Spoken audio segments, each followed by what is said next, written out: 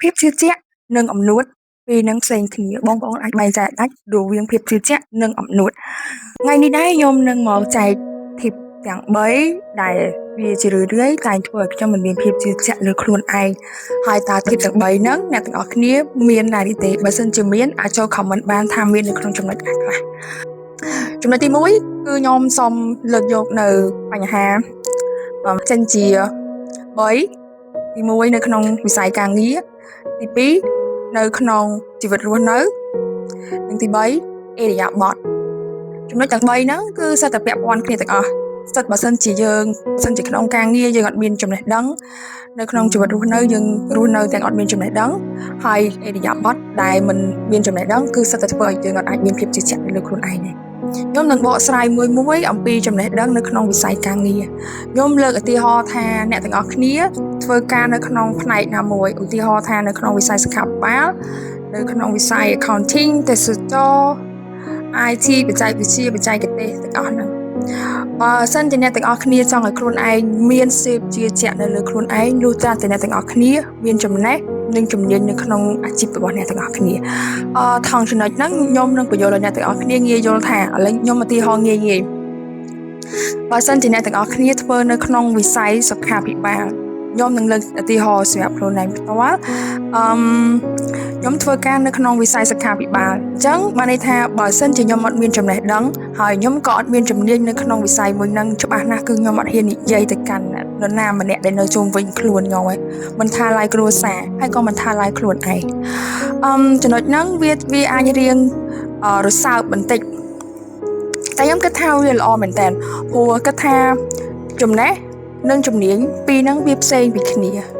បងប្អូនត្រូវបែងចែកដាច់ចំណេះគឺជាអ្វីដែលយើងរៀនពីសាលារៀនពីលោកគ្រូអ្នកគ្រូហើយយើងគិតថាយើងចេះពីហ្នឹងយើងជំនាញគឺជាអ្វីដែលយើងចេះហើយយើងដឹងហើយយើងយកទៅអនុវត្តជារឿយរហូតដល់យើងចេះដឹងស្ទាត់ពីជំនាញមួយហ្នឹងអញ្ចឹងទើបយើងអាចក្លាយទៅជាអ្នកជំនាញហើយពេលដែលយើងក្លាយទៅជាអ្នកជំនាញហើយនិយាយបានថាខ្ញុំលើកឧទាហរណ៍ថាហេតុអីយើងមានភាពជឿជាក់នៅក្នុងវិស័យរបស់យើងខ្ញុំឧទាហរណ៍ថាមួយខ្ញុំបានជួបអ្នកជំងឺម្នាក់បាក់ទឹកចិត្តអញ្ចឹងខ្ញុំនិយាយពិតមែនប៉ុន្តែខ្ញុំបានប្រើជំនាញឬក៏ចំណេះរបស់ខ្ញុំដែលខ្ញុំមានទៅអប់រំគាត់ពេលហ្នឹងខ្ញុំអត់បានយកចំណេះជាគ្រូពេទ្យទៅអប់រំគាត់ទេប៉ុន្តែខ្ញុំយកចំណេះដឹងក្នុងនាមជាបងស្រីនៅក្នុងគ្រួសារទៅអប់រំគាត់ព្រោះបងនាមជាបងស្រីនៅក្នុងគ្រួសារគាត់មកបញ្យល់គាត់បានន័យថាយើងអាចនិយាយពាក្យដែលអាចឲ្យគាត់កែប្រែខ្លួនបានគាត់ចូលចិត្តហូបសម្រាប់សុខភាពរបស់គាត់ថាពេលហ្នឹងគាត់ហូបអីបានយប់ឡើងគាត់មួយថ្ងៃបាយតែមួយពេលហើយបាយតែពេលយប់ទៀតព្រោះថ្ងៃឡើងត្រូវខោកម៉ោង10មិន10ហើយអញ្ចឹងខ្ញុំក៏ប្រាប់គាត់ថាអូនឯងធ្វើចឹងអត់កើតទេអូនឯងធ្វើអញ្ចឹងបានន័យថាអូនឯងត្រូវចោលជីវិតជាងពាក់កណ្ដាលជីវិតទៀតខ្ញុំក៏ប្រាប់គាត់ថា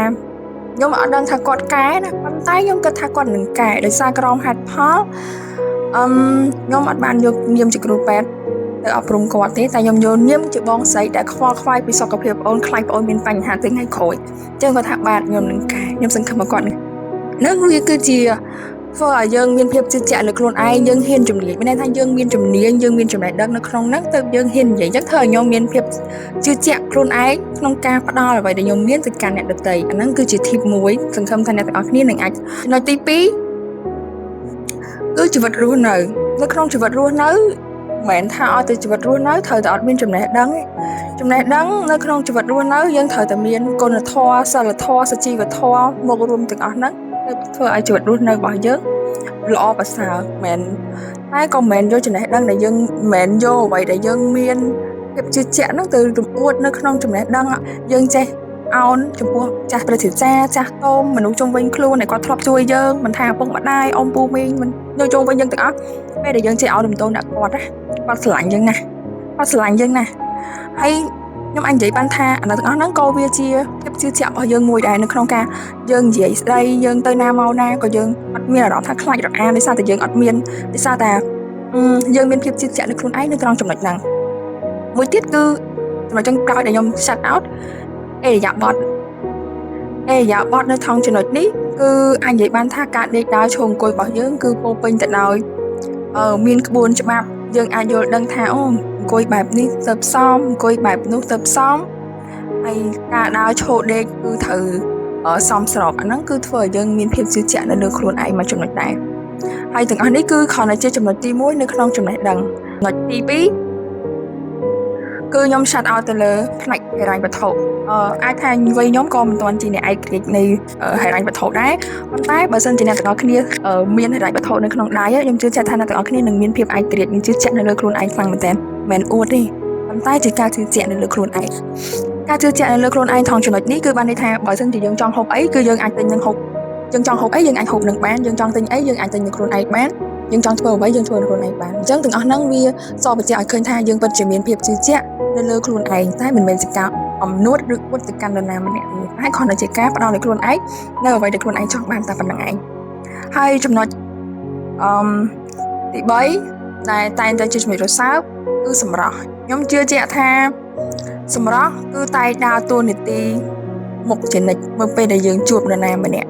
ព្រោះខ្ញុំជួបបទពិសោធន៍ខ្លួនឯងផ្ទាល់សម្រស់ប្រៀបបានដូចជាខោអាវដែលហ៊ុំព័ទ្ធយើងអញ្ចឹងប៉ុន្តែយើងត្រូវចាំថាសម្រស់អត់ថិតថេរទេសម្រស់អត់ថិតថេរទេគឺមានតែសុជីវធម៌និងអេរិយាបថគុណធម៌ទេដែលនៅជាមួយយើងហើយអត់មានអីប្រែប្រួលសម្រាប់សម្រស់គឺនឹងប្រែប្រួលអញ្ចឹងបើសិនជាបងប្អូនមានទាំង3ចំណុចហ្នឹងទី1ចំណេះដឹងទី2ឯករាជ្យខាងហិរញ្ញវត្ថុនិងទី3គឺសម្រស់ប៉ុន្តែមាន3ចំណុចហ្នឹងគឺនឹងធ្វើឲ្យបងប្អូនមានអារម្មណ៍ថាជឿជាក់នៅលើខ្លួនឯងជាងមុនហើយយើងសង្ឃឹមថា